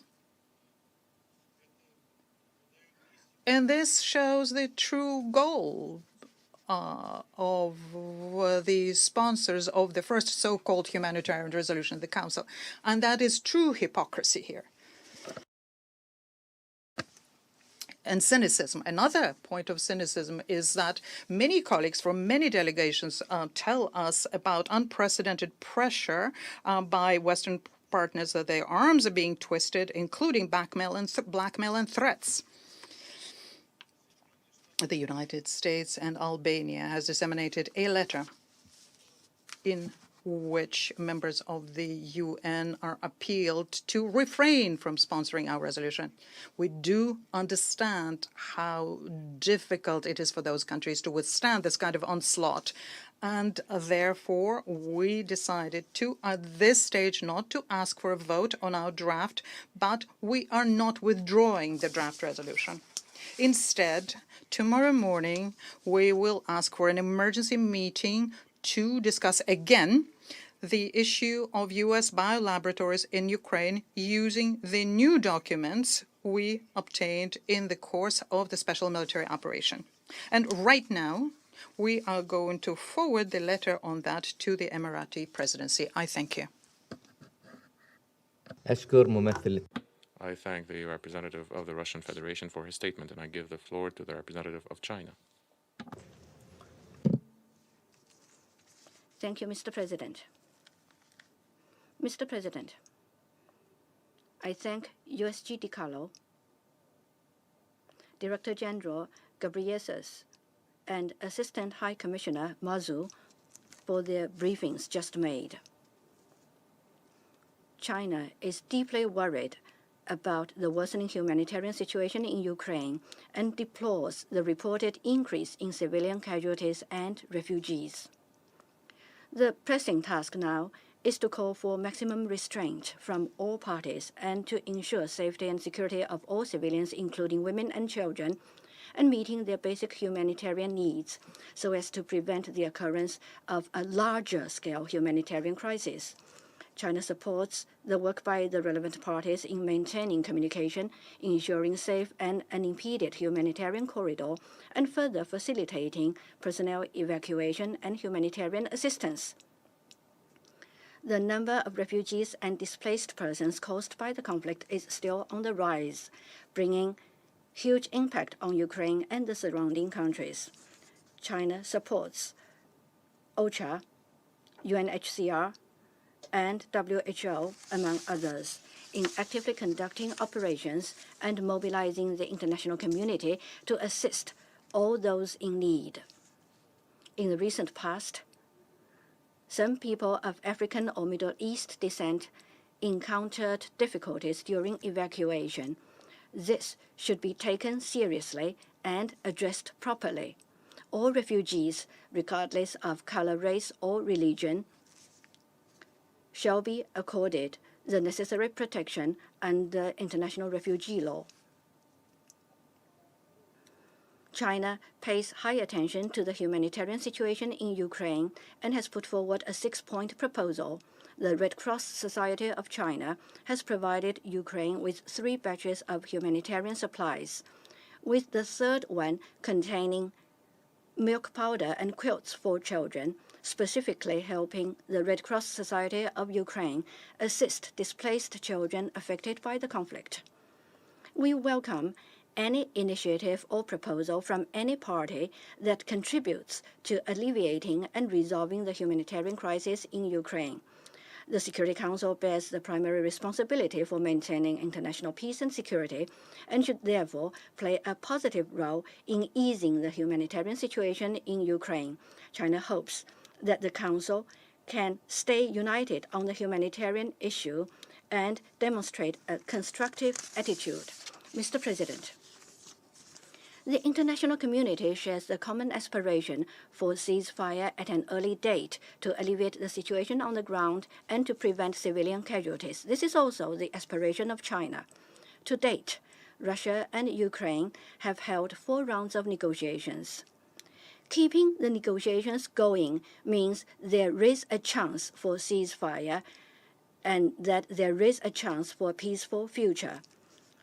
China remains committed to promoting peace through negotiations. We support the UN and the parties concerned in vigorously carrying out good offices. We also hope that all parties will do more to facilitate peace talks and not to add fuel to fire.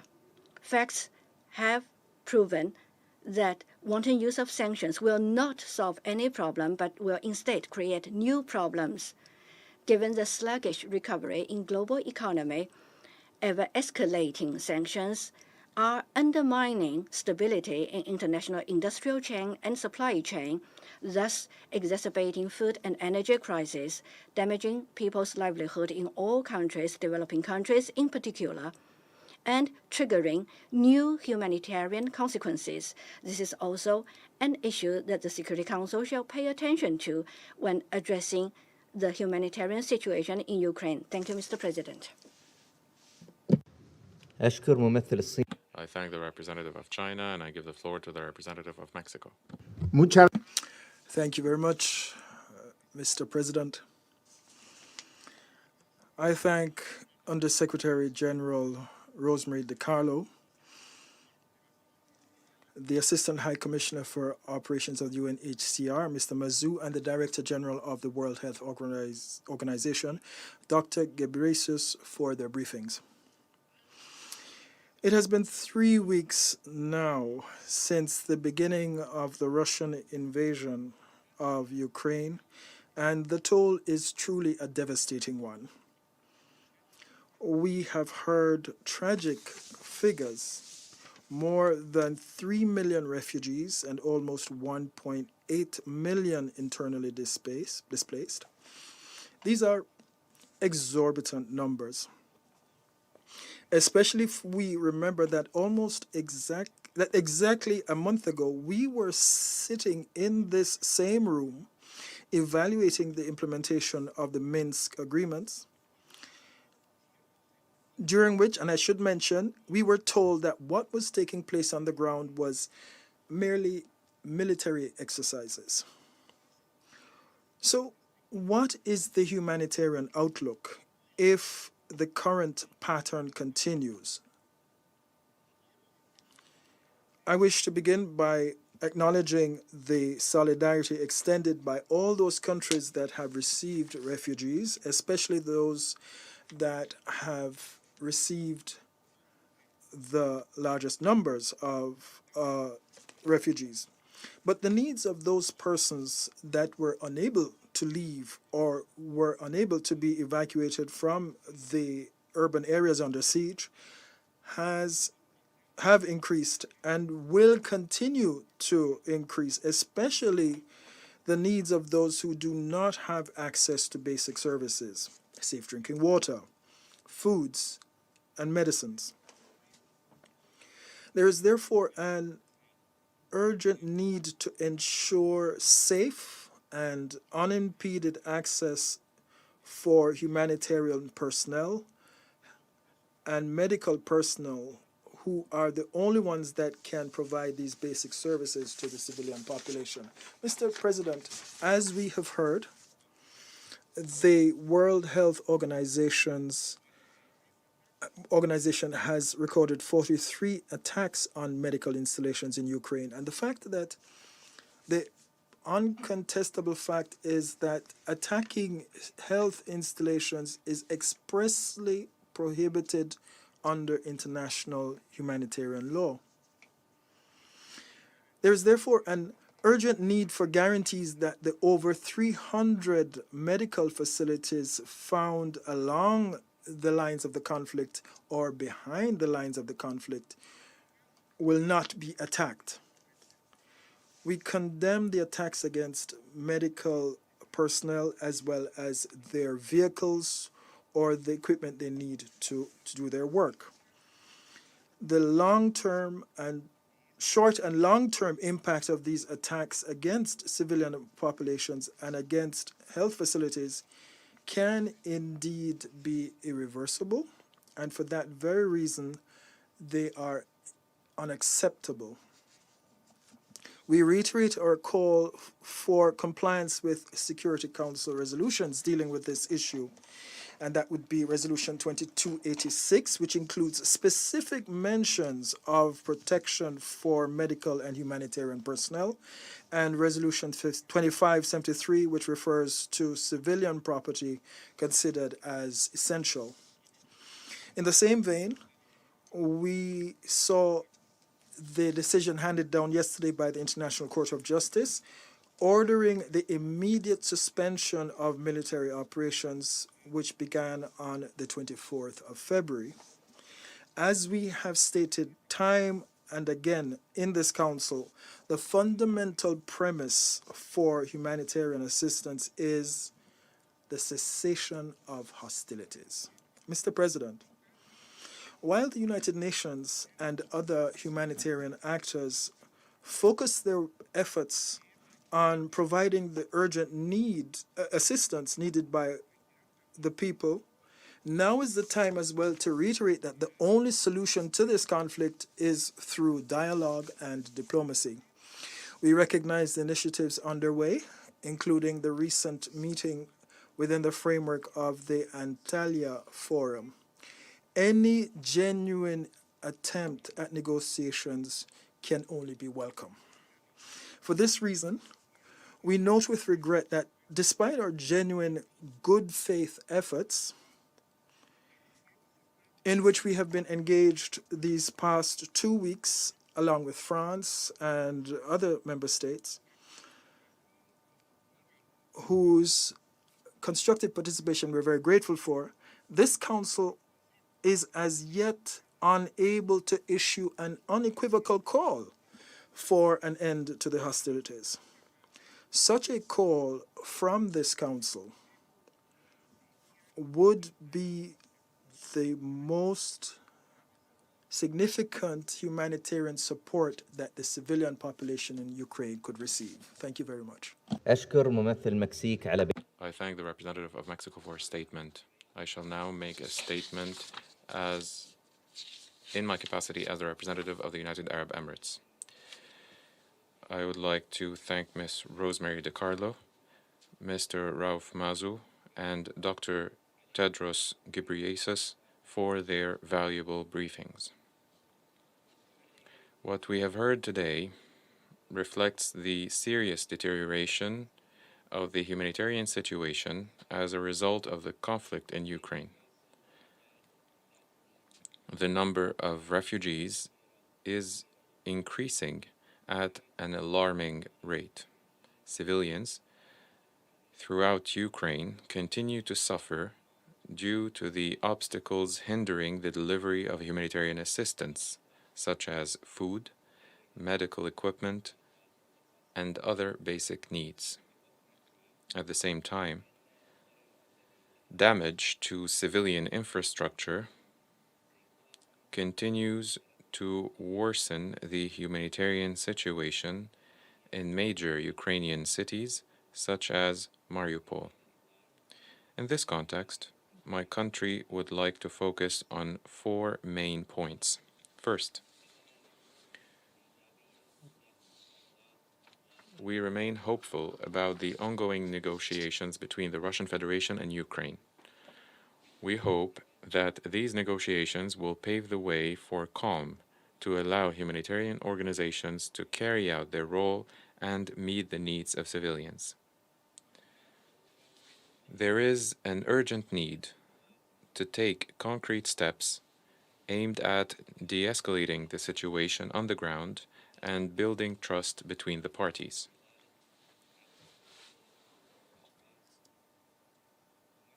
To enable humanitarian organizations to deliver aid safely to those in need and allow safe and unhindered passage for civilians fleeing the conflict and ensuring their protection. Second, my country appreciates the critical role of neighboring countries, especially Poland, Romania, and Moldova, as well as other countries, in responding to the humanitarian crisis by receiving refugees and expanding social safety networks to meet their needs. At the same time, and drawing from our experiences in the Middle East, we recognize the need to support these countries in order to provide care to refugees, especially as the continuation of the current conflict entails continued waves of displacement. Third, in parallel to the ongoing rounds of negotiations, my country stresses the importance of adhering to international law, in particular, international humanitarian law. Violating international law not only represents a threat to the rights of civilians, but also a threat to the entire international order. In this regard, we reiterate our call for all concerned parties to respect their international obligations and to stop targeting civilians and civilian infrastructure. In conclusion, the UAE believes that the Council's response to the humanitarian crisis resulting from the conflict in Ukraine should focus on humanitarian action in a concrete and productive manner, in coordination with OCHA and other relevant humanitarian actors.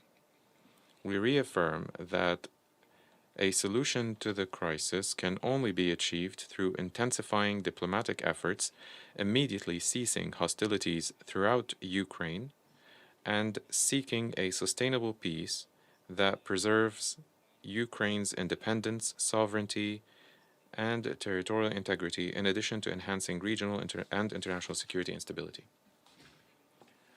I now resume my functions as President of the Council. The representative of the United States has asked for the floor to give an additional intervention. You have the floor. Thank you very much. I was momentarily pleased to hear that the Russians were pulling down the vote on their farcical humanitarian resolution, which was doomed to fail. We know if Russia really truly cared about humanitarian crises, the one that it created, it could simply stop its attacks on the people of Ukraine. But instead, they want to call for another Security Council meeting to use this council as a venue for its disinformation and for promoting its propaganda. Let us not forget that Russia is the aggressor here. They are the ones that are creating a pretext for attacks on their own people, and we can't be fooled by their efforts here. They have troops inside of Ukraine. They are killing people inside of Ukraine. That is the reason for us being here today, not to deal with their propaganda. Thank you. أشكر ممثلة الولايات. I thank the representative of the United States for her statement. I now give the floor to the representative of Ukraine.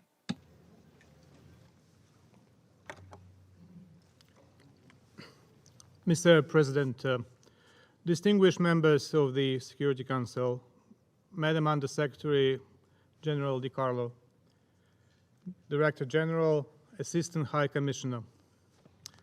I also recognize the representative of the aggressor state present here in the permanent seat of the Soviet Union. Let me begin with a quote. "The operation is developing successfully and in strict accordance with plans that have been previously approved." End of quote. Said by Putin yesterday, 3 weeks after the unprovoked and unjustified Russian invasion of Ukraine started. Over these weeks, the international community was wrestled with the question, why?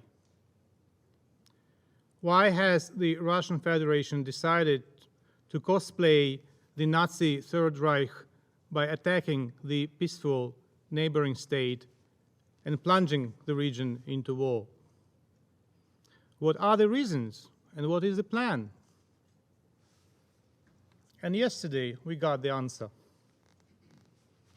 Killing Ukrainian children, 108 innocent souls so far. Let me quote again, success in the strict accordance with the plans approved previously, according to Putin.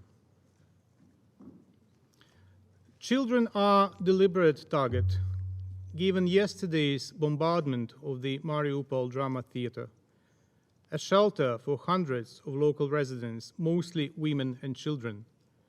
Despite the big signs, children painted on the road on both sides of the building being clearly visible, Russian pilots dropped an aerial bomb.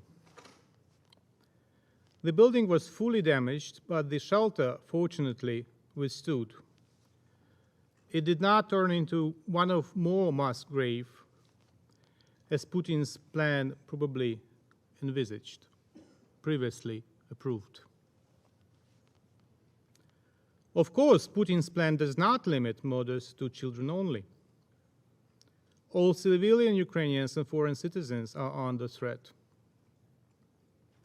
The Office of the High Commissioner for Human Rights recorded 726 confirmed cases of killing of civilians, while believing that the real figures are considerably higher. And they are indeed. Just yesterday in the city of Chernihiv, 53 civilian residents were killed by Russian bombs and shells. On the same day, in Merefa, Kharkiv region, 21 people were killed following Russian shelling that destroyed the local school and residential buildings. The plan is also to raze Ukrainian cities to the ground: Kharkiv, Sumy, Volnovakha, Akhtirka, Izium, and Mariupol. Pain for Ukraine and the entire world, and an eternal shame for Russia. Almost 2,400 confirmed victims among the civilian population. 90% of the city's infrastructure has been destroyed. Russian troops seized one of the hospitals, gathered 400 civilians there, and used the building as a military position, hiding behind civilians as a human shield. Let me quote, "The sufferings of Mariupol must not become the future of Ukraine," end of quote, said by Peter Maurer, the ICRC president, who is currently in Ukraine. The plan of Putin is to violate the agreements on ceasefire and safe passage for the civilian population from the temporarily occupied territories. Yesterday, Russian troops shelled a convoy of civilian vehicles headed from Mariupol to Zaporizhzhia. 5 people were killed, many injured, including children. And the plan is previously approved: to terrorize local residents who remain in the territories seized by Russian troops. Small villages where the Russian soldiers stay suffer the most. Russians break into houses, throw people out into the streets, take their food. Eyewitness reports of tortures, abductions of local officials, and even extrajudicial killings come from across the occupied territories. Enforcing Ukrainians to flee their homes as refugees has also been a part of this Barbarossa-style plan. Almost 3.2 million refugees have left Ukraine so far. Against the backdrop of the increasingly aggravated humanitarian situation, Russia has dared to table a draft humanitarian resolution of the Security Council. An appeal by a serial killer to the UN members to co-sponsor this most egregious hypocrisy is outrageous. They may like to think twice if they want before they dive into the blood of children and adults executed by the Russian military in Ukraine. And let me quote St. Patrick in this regard: "Never trust a dog to watch your food." At the same time, there is no doubt that action on the humanitarian front in the UN is urgently required, and I encourage all responsible nations to support the relevant efforts in the General Assembly. I also encourage all to join the group of Friends of Accountability following the aggression against Ukraine, co-founded by Albania, Colombia, Denmark, the Marshall Islands, the Netherlands, and Ukraine. This group will act as a forum among UN member states for the discussion and promotion of accountability measures in Ukraine following the Russian military aggression. Distinguished members of the Security Council, yesterday, the International Court of Justice delivered its order on provisional measures in the case concerning allegations of genocide under the Convention on Prevention and Punishment of the Crime of Genocide, Ukraine versus Russian Federation. The court ordered that the Russian Federation shall immediately suspend the military operations that it commenced on the 24th February 2022 in the territory of Ukraine. Despite the order being binding on Russia under the UN Charter, today the Kremlin has openly and blatantly disregarded it, stating that they, and I quote, cannot take this order into account, end of quote, because there is no, I quote, agreement between the sides, end of quote. And should it be surprising for us? I don't think so, as from the very first instance of Russia's presence in the UN, it was in contempt of the UN Charter. That was the case when Russia was allowed to occupy the Soviet seat in the UN and the Security Council. That was the case in Georgia, in Syria, as well as in Ukraine's Crimea and Donbass in 2014. I encourage the Security Council members to exercise their duties envisaged by the Article 94.2 of the UN Charter to make recommendations or decide upon measures to be taken in the case of Russia's failure to comply with the obligations incumbent upon it under the judgment rendered by the court. Mr. President, perpetration-induced traumatic stress, although known as PITS, is a form of post-traumatic stress disorder. Its symptoms are caused by being an active participant in causing trauma.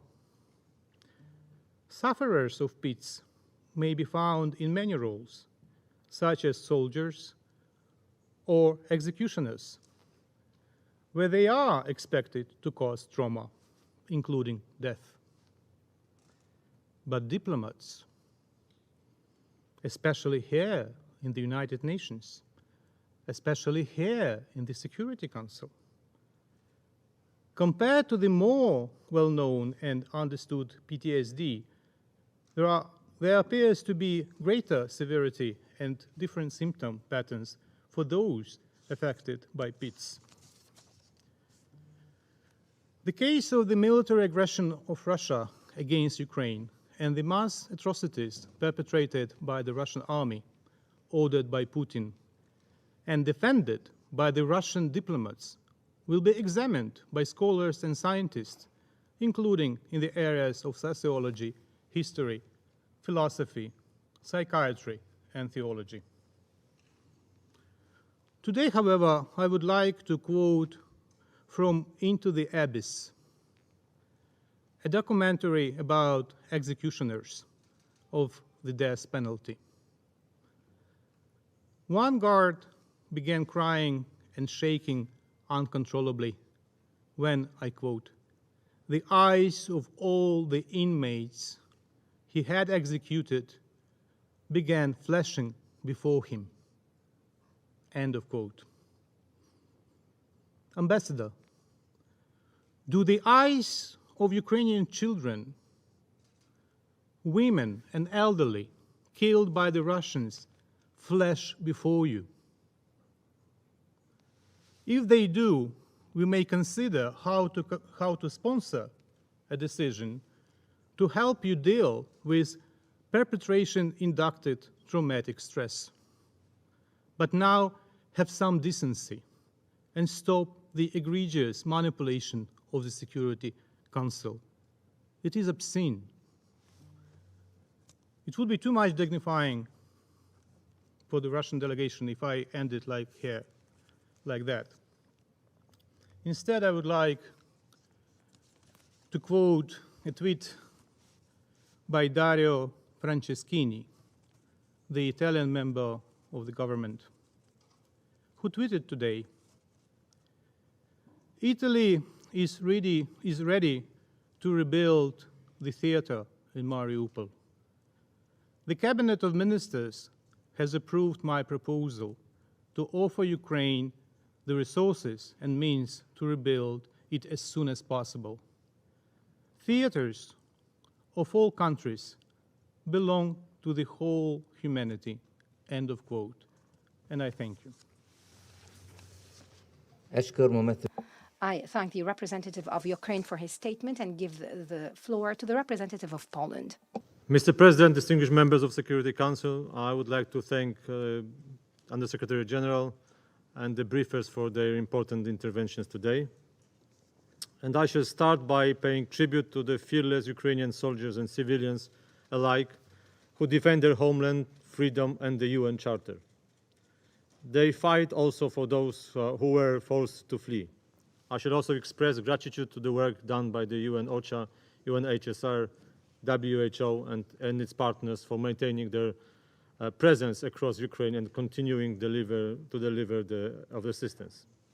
Excellencies, the Security Council has gathered here today to discuss the fastest growing humanitarian and refugee crisis since the Second World War, the consequence of the Russian aggression on Ukraine. In light of this, I would like to stress the following points. Firstly, this is 100% a war of choice, and the methods of waging it is also the matter of choice. It is Russia that decided to refer to brutal force, indiscriminate weapons, as well as brutal siege tactics. Now they go as far as targeting journalists and kidnapping mayors of Ukrainian cities. In other words, the aggressor decided to change the nature of this conflict. It is a clear manifestation that Russia deliberately chose to create a humanitarian catastrophe in Ukraine and bluntly disregards all the principles of international humanitarian law. And this should worry us all. Actually, disregarding the international law has been a pattern that Russia pursued in Syria and other places. To underpin this approach, earlier today the Kremlin has rejected an order by the International Court of Justice and the United Nations highest court to cease its attack on Ukraine. Secondly, without resolving the dire humanitarian situation, there will be no peace. Therefore, we urge Russia to change its military modus operandi and allow full and unimpeded humanitarian access and relief to those in need. The safe passage of civilians from different cities affected by the conflict must be allowed. Take the situation in Mariupol, where still around 350,000 residents remain trapped in the city as food, water, and medicines continue to dry up. These people require urgent humanitarian assistance and are exposed to safety and security risks. Therefore, we call for immediate ceasefire and humanitarian access to most affected areas. Thirdly, the humanitarian consequences of the ongoing war are not limited to Ukrainians in their own home territory. Those who had fled remain affected too. Already more than 3 million were forced to leave Ukraine as a result of Russia's military aggression. We have already reached the number of over 1.9 million people who crossed our border since February 24th. Most of them found a shelter in Poland. We have registered already 170 nationalities on our border. That means it considers us all, and we are all the victims of this aggression. Excellencies, as a neighbor and close friend of Ukraine, we see firsthand the dramatic humanitarian consequences of this war. Every day on the Polish-Ukrainian border, we are witnessing a growing number of people who cross the border severely traumatized. We believe that the involvement of UN bodies and agencies experienced in dealing with this kind of needs, together with the continued efforts of the Polish authorities, will bring rapid and appropriate solution. In the spirit of solidarity, Poland will continue to admit and provide shelter, food, healthcare, and safety to every person in need, regardless of their nationality, race, or religion's creed. Aside from the institutional care, thousands of Polish people are organizing in a bottom-up way, showing the solidarity with Ukraine, opening their homes to refugees, and volunteering at reception centers. Excellencies, as I'm delivering this speech, Poland's president's spouse, Agata Kornhauser-Duda, is building up an international coalition of first ladies and highnesses and all the peoples of goodwill to effectively protect those in vulnerable situations, namely women, children, elderly persons, and persons with disabilities, many of them with post-traumatic disorder. The Polish government has urgently implemented new immigration measures for Ukrainian citizens fleeing their country. The new law that took effect on Monday legalizes the stay of citizens of Ukraine in order to enable them to take up employment and provide them with healthcare, education, and accommodation in Poland. It also offers temporary financial help to Polish citizens who welcomed refugees in their homes. Ukrainian citizens may apply for one-time subsidy to answer their basic needs. The government will allocate funds for schooling of Ukrainian students. Every Ukrainian citizen fleeing the war has been guaranteed the access to the public healthcare system in the same way as Polish citizens have.